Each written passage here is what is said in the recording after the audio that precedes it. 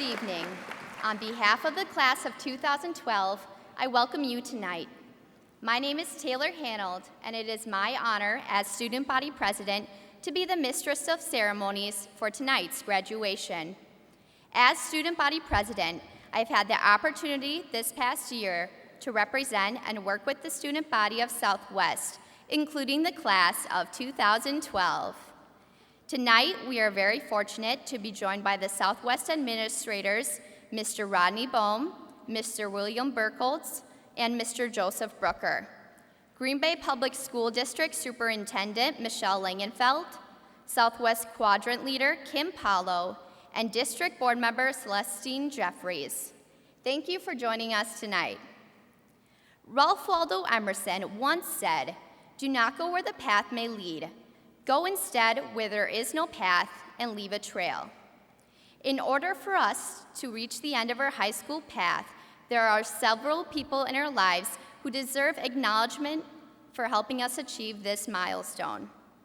The first group of individuals I would like to recognize is our families, our parents, grandparents, and siblings who have supported us through our struggles and successes. Although we may not always convey how much we appreciate coming home to your guidance and support every night, deep down, we can't emphasize enough how your influence and suggestions have shaped us into the human beings we are here today. The next group of individuals I would like to recognize is our teachers, counselors, and school administrators. Thank you for striving to lead us on the right path, sharing your wisdom and stories, pushing us to better our knowledge, and for taking the time to create opportunities that will help us achieve greatness. You have prepared us to make a difference in this world. For that reason, I am certain that the Southwest Distinguished Alumni Award is about to be very competitive in approximately 20 years or so once the class of 2012 is able to be nominated for this prestigious award. Tonight, class of 2012, comes the end to the path of our high school career. It comes the end to taking SRI tests. It comes the end to getting to school early just to sign up for study hall in the LMC. It comes the end to Cookie Wednesdays. And it comes the end to being a part of the Southwest student section. And finally, it comes the end to seeing your locker buddies who have been next to you since freshman year. But with every end comes a new beginning on a new path. Some paths of the class of 2012 may lead to college or technical school, while other paths may lead to armed forces, and some paths may not be carved as of yet. With whatever path that you have chosen, remember to leave a trail, knowing that you have followed your dreams. So although the class of 2012 will be heading in all different paths and directions, together we will always be a Southwest Trojan who bleeds blue and silver in our hearts and souls. Congratulations, class of 2012. We did it!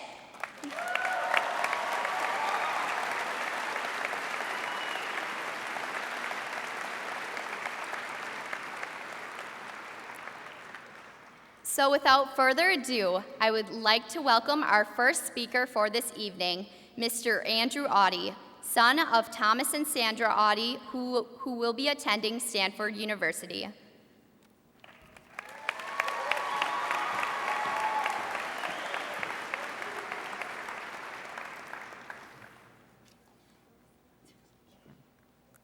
The road has finally come to an end.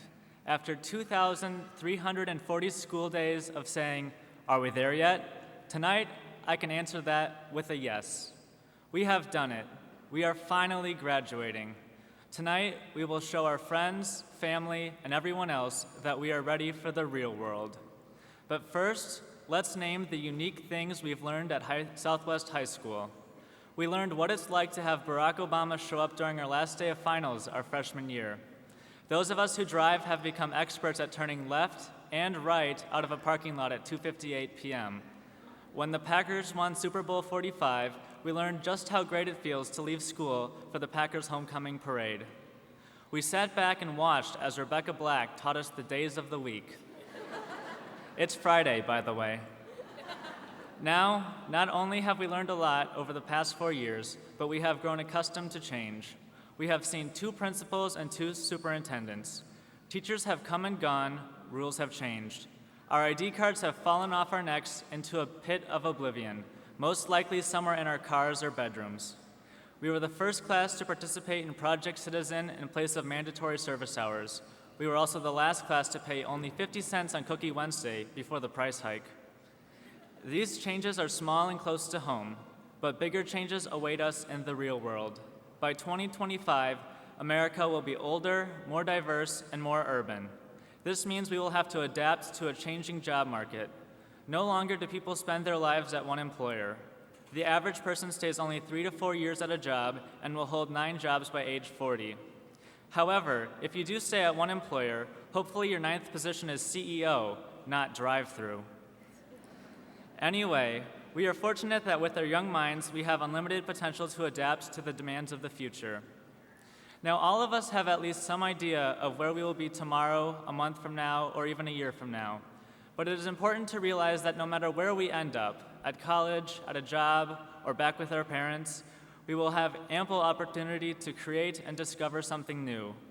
10 or 20 years down the road, many of the jobs of today will be replaced by entirely new ones, and some of those jobs will be from businesses we may start.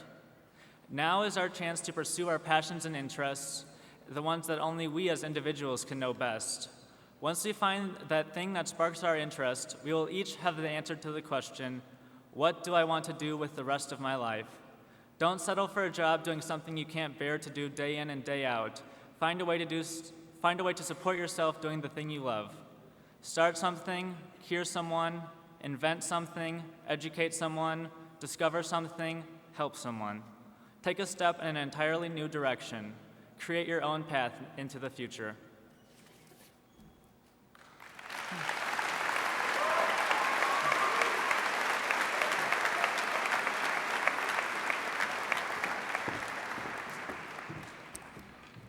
Our second speaker this evening is well known as the voice behind the morning announcements every school day this past year. Please welcome Mr. Paul Weckop, son of Mitch and Diane Weckop, who will be attending the University of Wisconsin-Whitewater.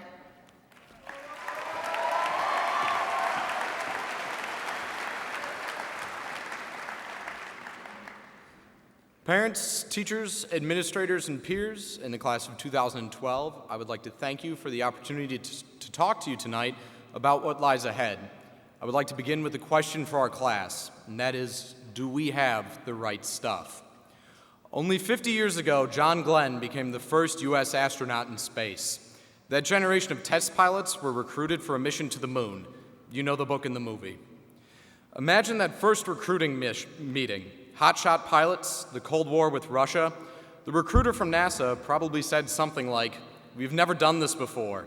We've not yet invented the machines to take you to the moon, but we hope to do so. The president has put us on an impossible timetable. We're going to strap a huge rocket to you and kind of aim you at the moon. Now, the Earth is 67% water. We will probably parachute you back into the ocean. Maybe we'll find you. Who's with me?" Yet the pilots stood in line for the job.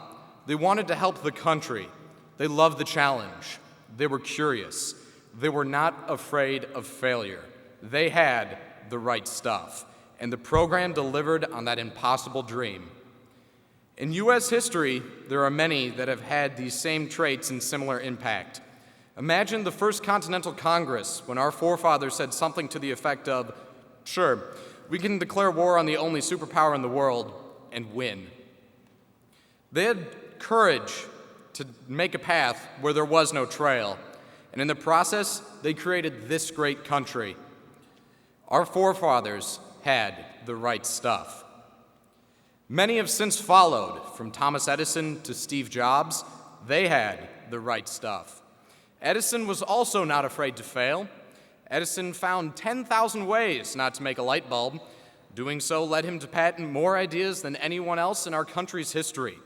Steve Jobs chose his own path, pushing the Apple team to bring joy to people by reinventing products. He did not follow the same path. Right stuff people contribute not just in science or business, but also in arts, government, sports, and education. Yes, there are many paths ahead. My question for our class, do we have the right stuff? This question may be tough to answer for some time. It may take decades to find out. So I guess we get a pass at the first few class reunions. I also believe that each of us will have to answer that question for ourselves. We will decide the path that we take and whether or not we have the right stuff. We may not choose to be an astronaut, inventor, or forefather of a country. Let's be honest, we don't yet have the experience. It isn't that what life is all about? By bringing along a willingness to take risks, the love of a challenge, and having personal confidence is all a step in the right direction. Our experiences at Southwest have given us a start. Many of our teachers, coaches, administrators have the right stuff. Parents, neighbors, and friends have the right stuff. We know it when we see it in them. Let's make sure to do the work so we can see it in ourselves someday. Congratulations, class of 2012, for having the beginnings of the right stuff.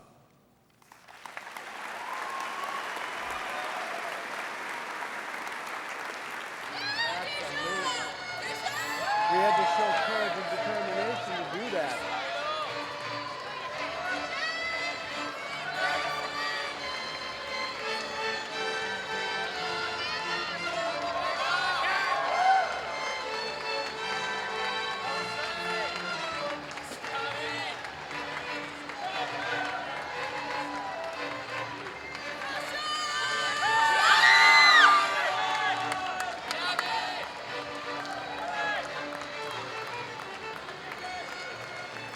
A note to all the family members that are here, the graduates are going back to go